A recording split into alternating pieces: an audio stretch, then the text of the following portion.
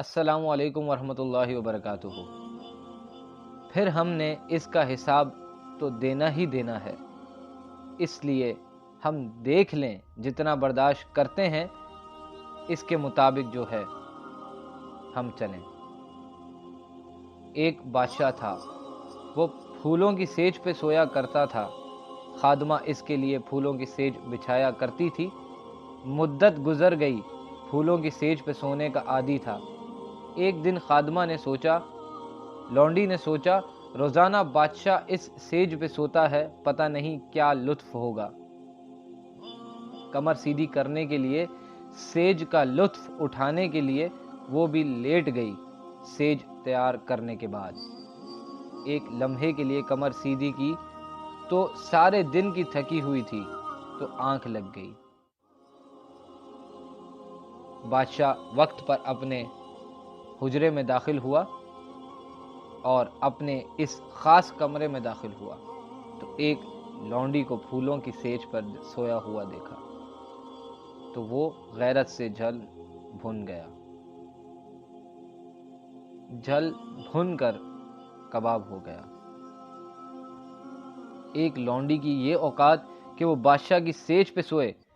اس نے جلاد کو بلایا اور کہا، اس کو الٹا لٹکاؤ اور اتنا مارو کہ اس کی جان نکل جائے، تاکہ باقی خادمان کو پتہ چل جائے کہ بادشاہوں کی سیجیں ان کے گھر کے کتنے مقدس ہوا کرتی ہیں۔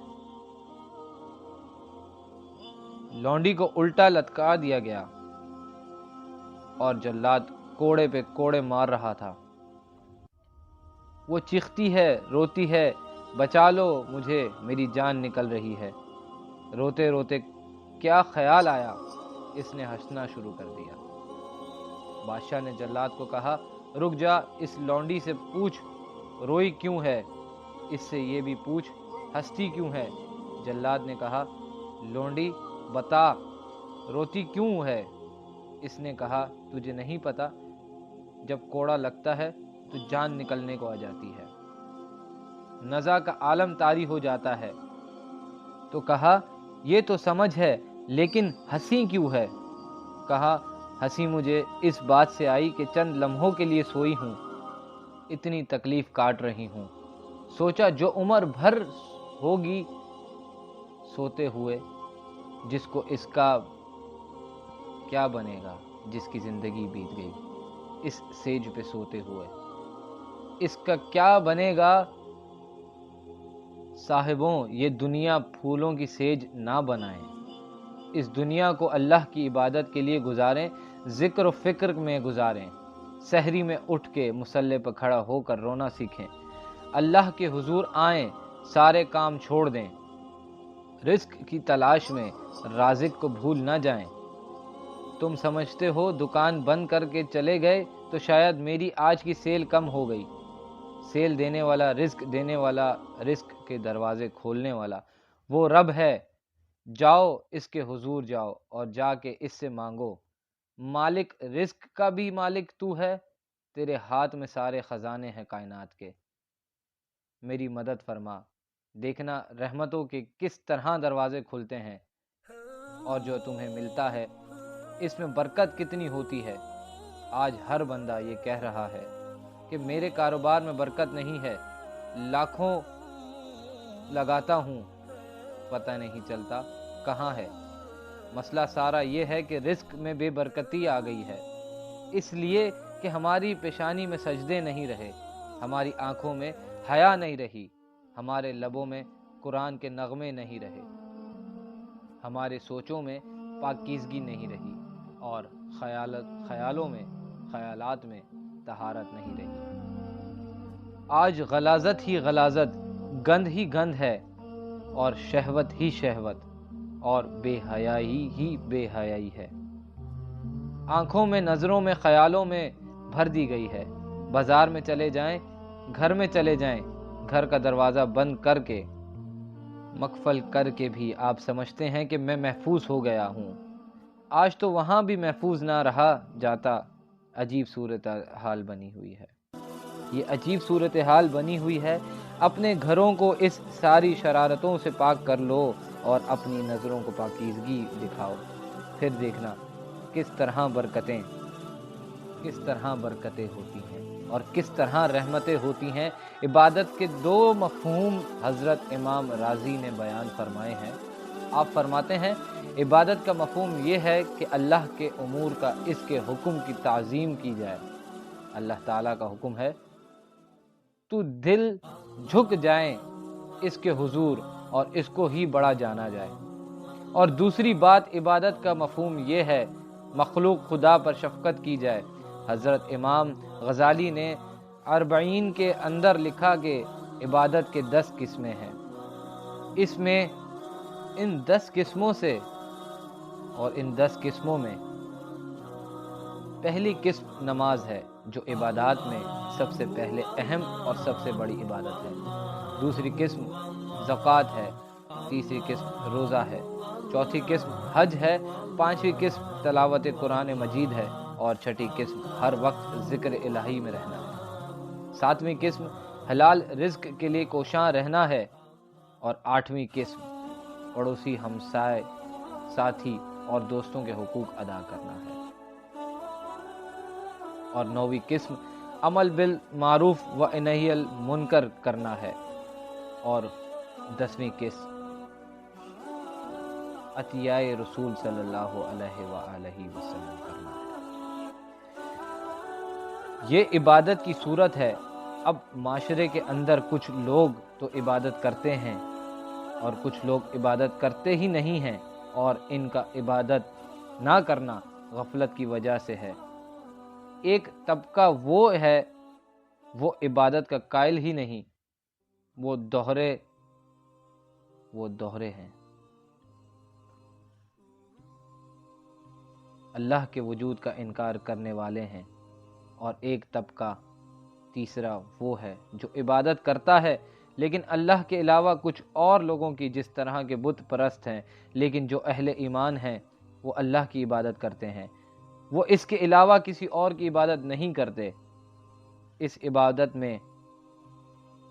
وہ اس عبادت میں تساہل اور سستی نہیں کرتے، نمازوں کو پنجگانہ وقت پر ادا کرنا اپنا معمول رکھتے ہیں، اور یہی زندگی کا حسن ہے اور یہی زندگی کا جمال ہے۔ اور جو شخص اللہ کے حضور جھکنا چھوڑ دے، اللہ تعالیٰ اس کے رزق سے بھی، اس کی عمر سے بھی برکت اٹھا لیتا ہے۔ عبادت کا ایک مفہوم علماء نے اللہ تعالیٰ کی پہچان بھی بیان فرمائی۔ حضرت مولا کائنات سیدنا علی مرتضیٰ رضی اللہ تعالیٰ عنہ نے فرمایا، یعنی ہم نے جن و انس کو اس لیے پیدا کیا کہ وہ مجھے پہچان جائیں۔ اللہ تعالیٰ کی پہچان بندے کے اوپر وہ ضروری ہے، اور جو شخص اس دنیا میں رہ کر بھی رب کی معرفت حاصل نہ کر سکا تو وہ قیامت کے دن بھی نابینا اٹھایا جائے گا۔ اللہ تعالیٰ نے یہ بات قرآن پاک میں واضح طور پر فرمائی، جو اس دنیا پر اندھا رہا قیامت کے دن بھی اندھا اٹھایا جائے گا۔ اور اس سے ان آنکھوں کی جو ہے وہ بے نوری مراد نہیں ہے، وہ تو حدیث میں آتا ہے جو آنکھوں سے آزمایا گیا کل قیامت کے دن اس کو اللہ جزا دے گا۔ اس سے دل کی بے نوری مراد ہے۔ ساری زندگی گزار دی، کاروبار کا پتہ ہے کیسے کرنا ہے، سیاست کا پورا پتہ ہے کیسے کرنی ہے، اور ایک ایک عمل کا پتہ ہے، ہر چیز کا پتہ ہے۔ نہیں پتہ تو جس نے پیدا کیا وہ ہمارا خالق ہے، جو ہمارا رازق ہے، جو ہمارا مالک ہے۔ ہم لمحہ لمحہ، ایک ایک ساتھ، ایک ایک گھڑی جن کے محتاج ہیں۔ شیخ سعدی فرماتے ہیں، سانس اندر جائے تو پھر بھی اس کے محتاج ہیں، اندر سے خیریت سے باہر آئے تو پھر بھی اس کے محتاج ہیں۔ اگر اندر والا باہر نہ آئے تو پھر بھی موت، باہر والا اندر نہ جائے تو پھر بھی موت۔ تو ہم ایک سانس میں کئی بار اس کے محتاج ہیں اور لمحہ لمحہ اس کے محتاج ہیں، جو ہماری ہر ضرورت کی کفالت کرنے والا ہے، جو ہمارا خالق بھی ہے، رب بھی ہے اور ضروریات کا کفیل بھی ہے۔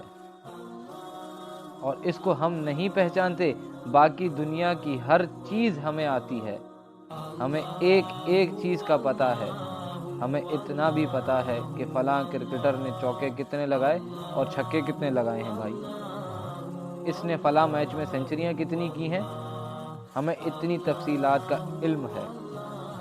ایک ایک شخص کے بارے میں ہمیں پتہ ہے، لیکن نہیں پتہ تو اس کا نہیں پتہ جو ہماری شہ رگ سے بھی قریب رہتا ہے، جو ہمارے دلوں کے قریب رہتا ہے، جس نے ہمیں زندگی کی بہاریں اور زندگی کا جمال دیا۔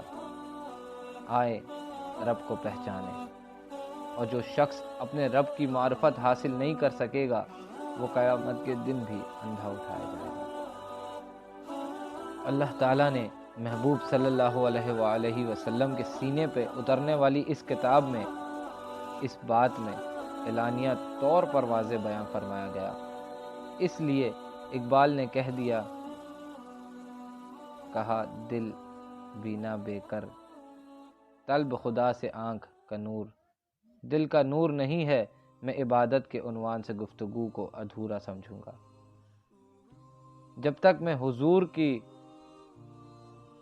ابدیت کو بیان نہیں کروں گا، حضور کی عبادت کا عالم یہ ہے، اللہ کے حضور سجدہ ریزوں کا اور دیگر عبادات کا جتنی بھی اقسام اور صورتیں ہیں، آقا کریم صلی اللہ علیہ وآلہ وسلم اللہ کے حضور ساری رات قیام فرماتے ہیں۔ ہمیں تو جگایا جاتا ہے، اذانیں دی جاتی ہیں، پھر بھی نہیں اٹھتے، لیکن وہاں کیا ہے؟ اللہ تعالیٰ خود فرماتے ہیں، محبوب ساری رات جاگا نہ کرو، کچھ سو بھی لیا کرو، اللہ اکبر، اور اللہ کے حضور عبادت کرتے ہیں۔ یہاں تک کہ حضور صلی اللہ علیہ وسلم کے مبارک قدم جو ہیں وہ سوج جاتے ہیں، اور آقا کریم صلی اللہ علیہ وسلم سے کہا گیا، حضور آپ کے وسیلے اور صدقے سے اللہ نے اگلوں اور پچھلوں کے گناہ معاف کر دیے ہیں، لیکن اس کے باوجود بھی آپ اتنی کثرت کے ساتھ عبادت کرتے ہیں۔ تو حضور صلی اللہ علیہ وآلہ وسلم نے فرمایا کہ میں اللہ کا عبدی شکور نہ بنوں، اس کا شکر گزار نہ بنوں جس نے اتنی نعمتیں، اتنی کرم نوازیاں میرے اوپر نازل فرمائی۔ اس نے اتنا کرم کیا، ذرا دیکھیں تو صحیح اپنے اندر جھانک کر، تو دیکھو کتنے کرم ہیں اس کے، کتنے فضل ہیں اس کے، کتنی نعمتیں ہیں جس کا ہمیں علم بھی نہیں ہے، لیکن وہ ہمارے پر برس رہی ہیں۔ ایک دوست کا واقعہ بیان کرتا ہوں۔ اس کا منہ میں جو یہ لعاب آتا ہے اس کی مقدار کم ہو گئی، تو اتنا مسئلہ بنا اس کی آنکھ کی بینائی بھی جاتی رہی اور دوسری آنکھ کی بھی متاثر ہو گئی۔ مرض کیا ہے؟ جو منہ میں یہ لعاب آتا ہے یہ قدرتی ریس ہے، نظام ہضام میں مدد دیتی ہے، بولنے میں بھی طاقت دیتی ہے۔ اگر یہ لعاب کم پڑ جائے، اس کو ہم نے کبھی نعمت ہی نہیں سمجھا، یہ بھی اللہ کی رحمت ہے۔ دنیا کا بہت بڑا شخص اوناسس یونان کا رہنے والا تھا اور جہازوں کی کمپنی ہے اس کی، لیکن ہوا کیا، یہ دنیا کے جو امیر ترین لوگوں کی فہرست بنتی ہے اس میں شاید دوسرے یا تیسرے نمبر پر اس کا نام تھا۔ تو آج کل تو سنا ہے پاکستان میں ایک شخصیت آگے جا رہی ہے جو پہلے نمبر پر آنے والی ہے، تو بس تھوڑے ہی نمبر رہ گئے ہیں، ورنہ دنیا کا سب سے امیر ترین شخص ہمیں کبھی دوسرے ملک میں نہیں ڈھونڈنا پڑے گا، وہ ہمارے خون پسینے کو نچوڑ کر ہمارے اندر سے کوئی ہوگا۔ دعا کرو، عشر ثانی کے دامن سے نکلتے ہوئے نور کی روشنی میں اب سورج کی کرنیں بھی نکل رہی ہیں اور رب کی رحمت کا بھی نزول ہو رہا ہے۔ دعا کرو اللہ میرے ملک کو صالح قیادت نصیب فرمائے۔ تو اوناسس جو ہے وہ جہازوں کا کام کرتا تھا، اس کی بہت بڑی کمپنی تھی۔ اسے کیا، اس کی آنکھوں کے پہ پوٹے یہ کام کرنا چھوڑ گئے۔ یہ قدرت نے سسٹم لگایا ہے، آٹومیٹک سسٹم، ادھر سے تکنا آڑا آنکھ بند ہو گئی، ادھر عزم ہوا، ارادہ ہوا، آنکھ بند ہو گئی۔ اتنی جلدی یہ سسٹم کام کرتا ہے، اس کو یہ مرض ہوا کہ جو اس کے بیٹھے ہیں نہ اس نے کام کرنا چھوڑ دیا۔ اب ڈاکٹر ٹیپ لگا کر آنکھ کھولتا تھا اور رات کو سونا ہوتا وہ ٹیپ اتار دیتا۔ کسی نے مناسب سے پوچھا کہ تیری زندگی کی سب سے بڑی آرزو؟ انٹرویو کرتے ہوئے اس نے کہا، کاش میں اپنی آنکھیں اپنی مرضی سے کھول سکوں۔ کہا، اس لیے قیمت لگانی پڑی تو کوئی پیسے لگا سکتے ہیں۔ اس نے کہا، ساری دولت جھونک دوں گا لیکن کاش میں اپنی آنکھیں اپنی مرضی سے کھول سکوں۔ تو یہ کتنی بڑی نعمت ہے، ہم نے کبھی سوچا گمان بھی نہیں کیا کہ کیا کیا سسٹم اس نے لگائے ہوئے ہیں۔ یہ تو ایک سادہ سا سسٹم ہے، ورنہ کیا نظام ان کا نظام کا سسٹم ہے، تناسف کا نظام۔ اور اس کے علاوہ جو اللہ نے دماغ عطا فرمایا، کتنا غافل شخص ہے اس کی اتنی نعمتیں وصول کرنے کے بعد بھی اس کے حضور حاضر نہیں ہوتا۔ لیکن میرے اور آپ کے آقا و مولا اللہ کے وہ باکمال بندے ہیں کہ بندگی کی انتہا حضور صلی اللہ علیہ وسلم کی ذات ہے۔ اللہ تعالیٰ نے اپنے محبوب کو ابھی بھی کہا، عبدہ کہا ہے۔ معراج کی قربت خاص میں اس کے باوجود اللہ تعالیٰ کی شان کے حضور جب پیش ہوئے اور جب وہ پیش ہوتے ہیں تو اللہ تعالیٰ اپنے محبوب سے کہتے ہیں، پیارے بتا تجھے کس چیز سے نوازوں؟ تو محبوب جواب میں عرض کرتے ہیں، مالک مجھے اپنا بندہ کہہ کر پکار دے۔ بندے کے لیے سب سے بڑا اعزاز ہے کہ وہ بندہ ہو، اس کا غلام ہو اور اس کے حضور سر پہ سجود رہے۔ آج کی اس حسین صبح میں اور اس روشن رت کے اندر بندگی کے عنوان سے یہ چند باتیں میں آپ کے گوش گزار کی ہیں۔ اللہ مجھے آپ کو اپنی رحمتیں اور کرم نوازیوں کا نور نصیب عطا فرمائے، آمین ثم آمین۔